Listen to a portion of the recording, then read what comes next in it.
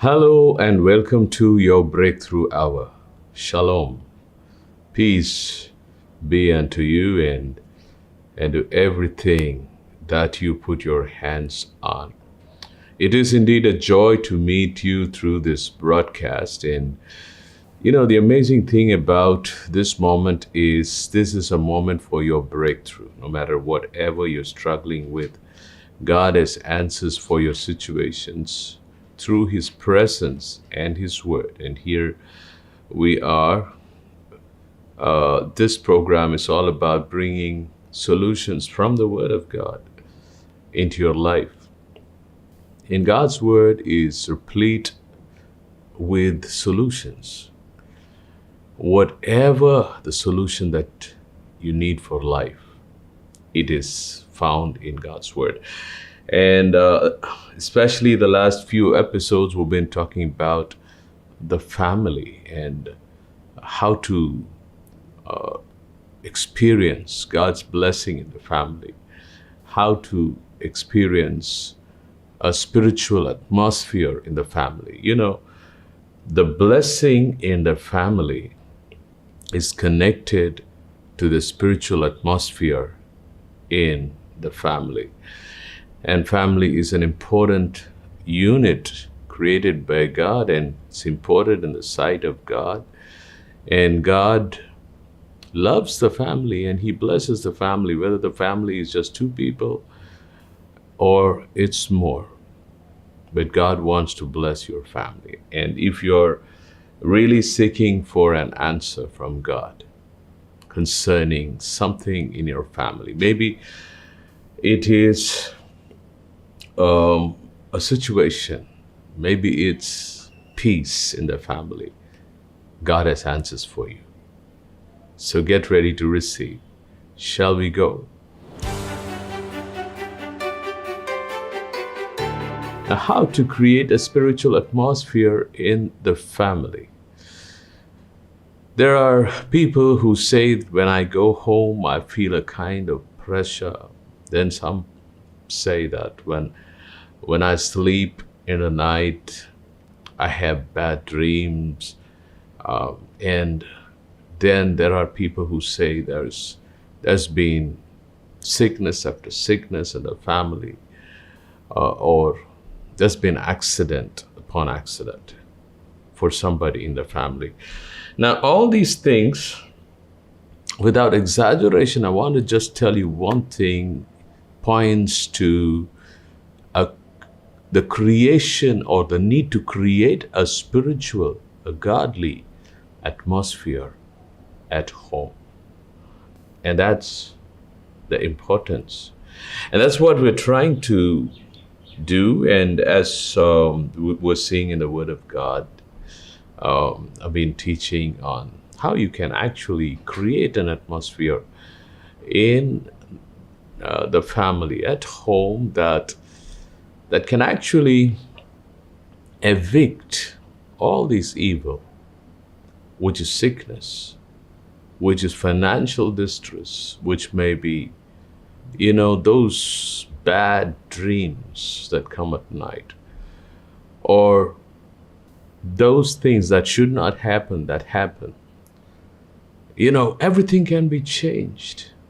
And that's what we've been seeing of how prayer has a role in that. We saw the different kinds of prayer, and we looked into how dedicating the house matters, dedicating it to the Lord. Then how applying the blood of Jesus at home makes all the difference. So all these episodes are, if you have not watched it, you can actually watch it by going on to our YouTube channel, English space FCC. FCC is Fountain of Compassion Church. And you can go in, watch, subscribe, and you can even share it with those who really you feel will be blessed through these teachings. And today, we're going to see some more keys of how to create a spiritual atmosphere at home. But just before we go, let me read the bottom line text, Isaiah 32, verse 18. My people, God says, will dwell in a peaceful habitation, in secure dwellings, and in quiet resting places. So God promises peace, which means nothing is missing, nothing is broken. Peace that passeth understanding, human understanding. And then there is security, where the family is a place where there is acceptance, there is reconciliation, there is healing. And then there is the rest that God is in control, the rest that, there's kindness at home. There is kindness at home. There is sweetness at home. Now, how to literally have this experience? God wants you to experience that. Psalm 118, verse 15, talks about how to create an atmosphere of God in the family. Let me read Psalm 118, verse 15. The voice of rejoicing and salvation is in the tents of the righteous. The right hand of the Lord does valiantly. Now, here the psalmist talks about the tents of the righteous actually being filled with rejoicing, the voice of rejoicing and salvation. What does it mean, the voice of rejoicing and salvation? He doesn't only mention rejoicing, which can mean any kind of happiness that comes through a party, celebrating a festival, celebrating a birthday or this or that, even worldly celebrations. No, it says the voice of rejoicing and salvation. So it's obviously the house being filled by the sound of thanksgiving, the sound of praise, the sound of worship. So that's good and that's important. And where we need to find ways out, whether it's through television, speakers, or through whatever kind of gadget. It can be as simple as your phone, where the songs of praise and worship comes out. Obviously, it begins from your heart. The psalmist says in the same psalm, let me read from verse 13 through 14. You pushed me violently that I might fall, but the Lord helped me.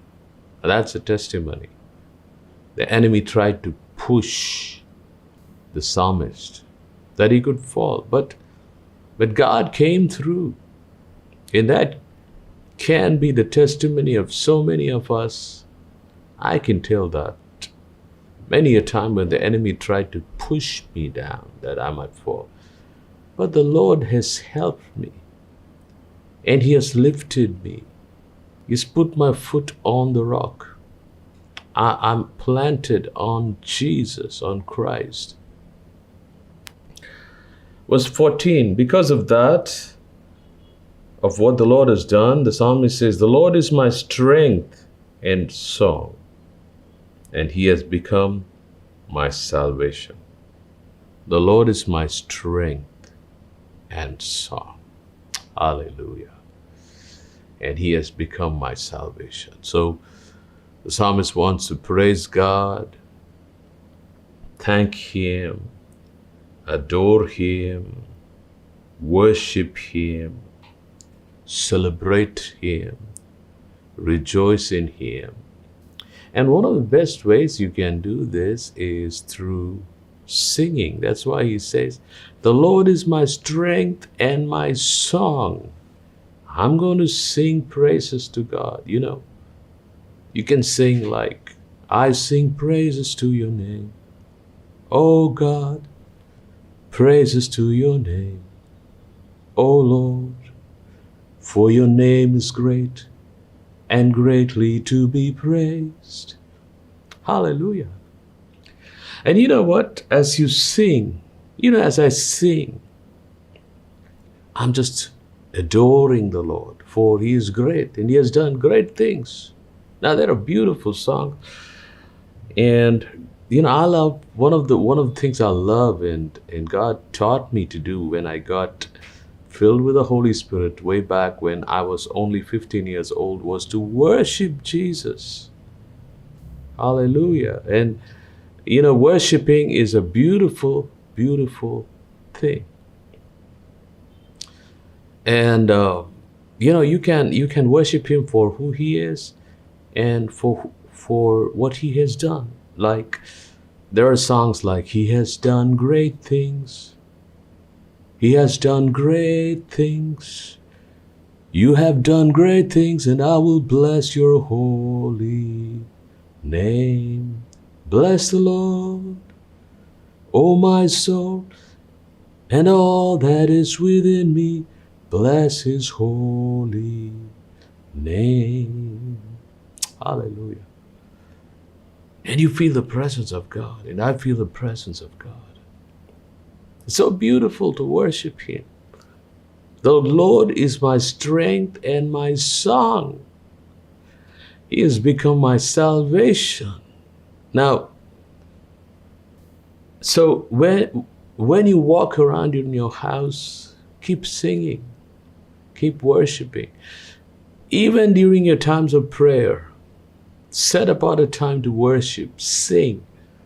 It's not much about how beautiful our voice is. I may not have an awesome voice, but I can still sing, and God's not going to check my pitch, my tempo. God's not going to check the hoarseness of my voice or the sweetness. No.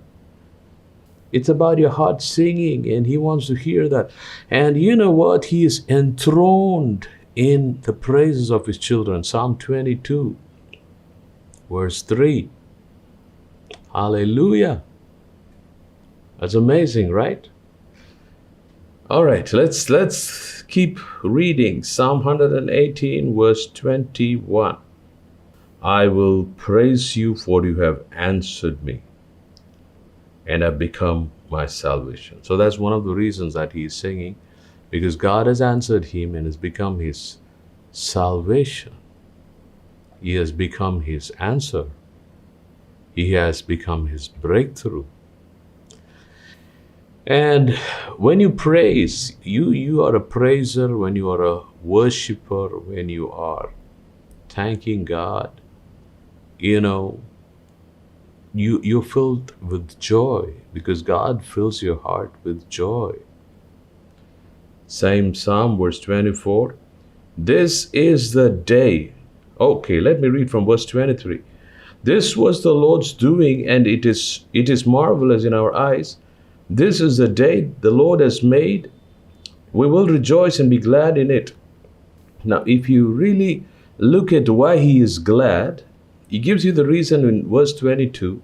The stone which the builders rejected has become the chief cornerstone. And that means there were times when people who could have helped you, who should have helped you, they let you down.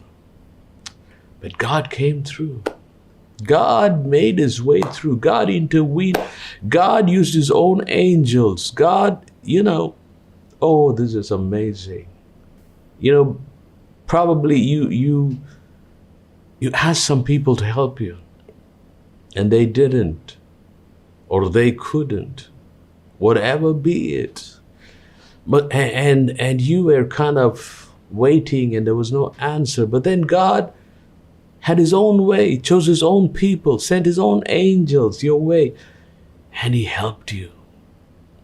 And that situation is what the psalmist says, this is the Lord's doing. Because when those who should have helped rejected, but God still made a way for me that I received the position of a cornerstone, meaning I received what I was appointed by God. No man can stop what God has appointed for you. Come on, get excited. And that's when he says, this is the Lord's doing. It's marvelous in our eyes. So you say that this happened because it's not me who did it. Nobody did it. But God did it for me. It is God who came through. It is God who sent his angel. It is God who brought me help. And it's marvelous. Every time you recognize the work of God, it just marvels you. You are super excited. And right at your home, maybe going through challenges, doesn't matter, but you're praising God, you're worshiping God, you're thanking him, and he puts a joy in your heart. He puts a peace in your heart. He puts that gladness in your heart, and you begin to sing and praise and worship. And you know what? You're creating an atmosphere of God at your home. Not only at your home. If you're going to your work and you're walking to your work, you are actually the moving temple of God, the moving house of God as you worship him. God's presence is like, somebody wears a nice perfume, walks past you, you smell it, and you say, because the air has caught that perfume in, and you say, this is awesome. That's how people would feel when you walk past, when you come into that office, even when you meet those people, strangers, those meetings, they would say, after all that official work is done, you find favor and people come up to you and say, there's something different about you. We see something different, a different aroma. Praise God. And that is the atmosphere. You can worship him on the way, on your matatu, the vehicle that you go, no matter how cramped it is, or the bus, or the car, getting stuck in the traffic, just worship him. Oh, God creates an atmosphere.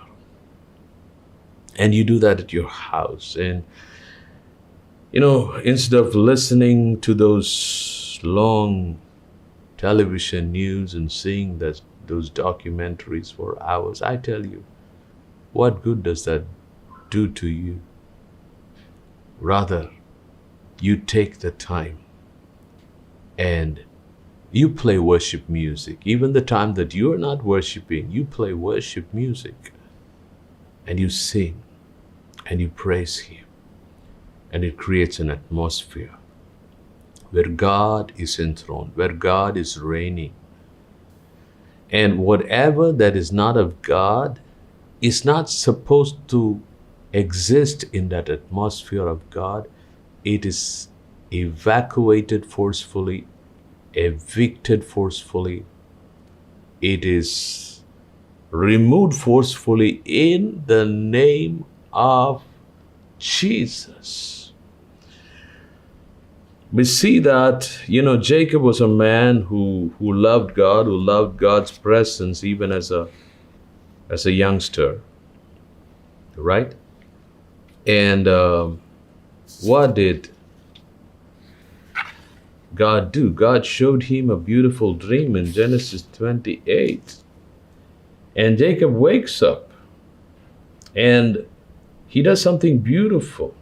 Let's read from verse 16 to 18. Then Jacob awoke from his sleep and said, surely the Lord is in this place, and I did not know it.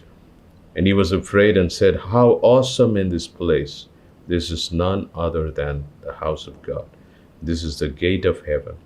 Then Jacob rose early in the morning and took the stone that he had put at his head, meaning as a pillow, set it up as a pillar, and poured oil on top of it.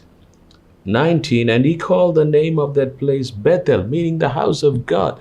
Now, that is, he worshipped God by pouring oil. That was the best that he had. He didn't have a lamb to sacrifice. Had he would have done. And then he was worshiping. He created an atmosphere in that place. In fact, he recognized the atmosphere of God and he responded with praise. You know, when you feel the atmosphere of God, you respond with thanksgiving, with praise, with worship, with an offering, and the atmosphere intensifies. And God always, made Bethel as a very important place, that even after the 20 years that he spent in his uncle's house and he was back with all the double blessings, God told him, "Go to the place where I appeared to you and sacrifice and build an altar and sacrifice." And he did.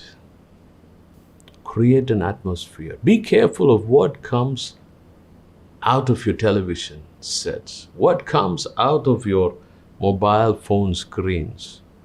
Be careful. You can't let everything come in, because everything carries its own influence, its own spirit, its own atmosphere.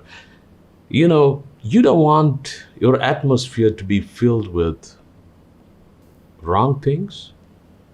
For example, if there are dangerous mosquitoes outside, you shut your rooms, the windows. You have a mesh that the mosquitoes do not come in, because you want your atmosphere free from those dangerous things, from those nuisance. And if there is a factory outside and it's pushing off, wrong or pungent gases, and there's a house that comes for sale and you're looking to buy one, if that house is going to be in that vicinity, would you buy that? You're not going to, because you know that those gases, those toxic smoke is going to come into that house, pollute the atmosphere, because the atmosphere is already polluted. You find for another place where the air is clean. More so is the spiritual atmosphere important, that you don't take it lightly, that you don't let the world and all its spiritually polluted things come into your house. Beware of what your children watch in television, on their mobiles, on their tablets, on their iPads. Even it's so important what they hear at school and they come in. You need to check with them. You need to show them the right way.